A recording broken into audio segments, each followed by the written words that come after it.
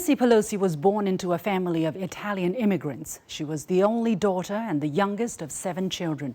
Pelosi's father, Thomas D'Alessandro Jr., was a longtime mayor of Baltimore, Maryland, and her mother was his political organizer.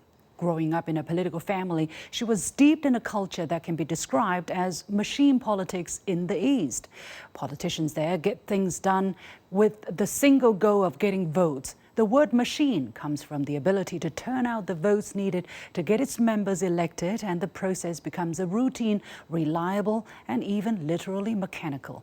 Nancy Pelosi grew up with that machine turning around her 24/7, and after she became a politician herself, she became the embodiment of it.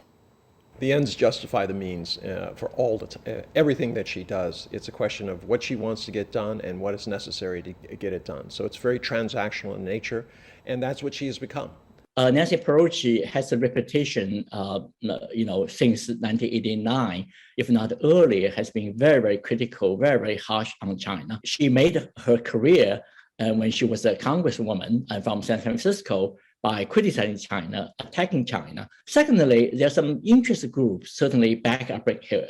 This could be a military industrial compound in the United States. They want to enhance the military tensions and actually can sell weapons. One outcome of this culture of transactional politics is that Nancy Pelosi knows how to use power as a weapon to get what she wants through hypocrisy or multi-standards. Truth doesn't really matter. It's how you frame the story the way you want it, even by lying, and still to be able to get away with it.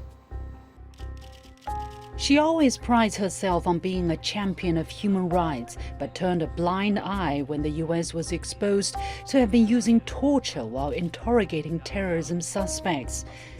Waterboarding is a technique to use a wet cloth to cover the face and breathing passages of a captive, causing the person to experience the sensation of drowning. One prisoner by the name of Abu Zubaydah told the world he was put through the barbaric torture 83 times in 1 month alone in August 2002. Records show that 1 year after 9/11 terrorist attacks, the CIA briefed Pelosi together with other senior congressional members extensively on the matter. She was said to be one of the first members of Congress to be informed. But Pelosi repeatedly denied she knew that waterboarding was being employed, even claiming that the CIA lied to Congress. We also now know that techniques including waterboarding had already been employed, and that those briefing me in September 2002 gave me inaccurate and incomplete information. Former CIA Director Leon Panetta disputed Pelosi's account. Another senior Congress member who sat through the same briefings called her claims slack-jawing in an opinion piece on Washington Post. It was not until 2009 when she admitted for the first time that she knew by early 2003 that the CIA had subjected detainees to waterboarding. According to the New York Times, she claimed she saw little recourse to challenge the practice except by achieving Democratic control of Congress and the White House.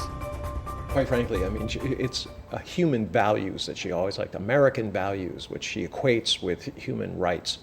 She's completely blind to any kind of other system. She's an American exceptionalist.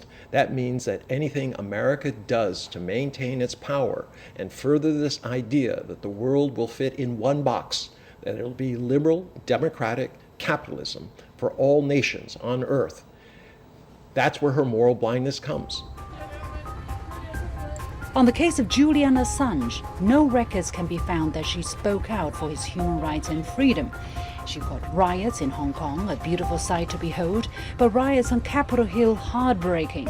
Pelosi preached democracy for Hong Kong, but never uttered a word about the UK's colonial suppressions there.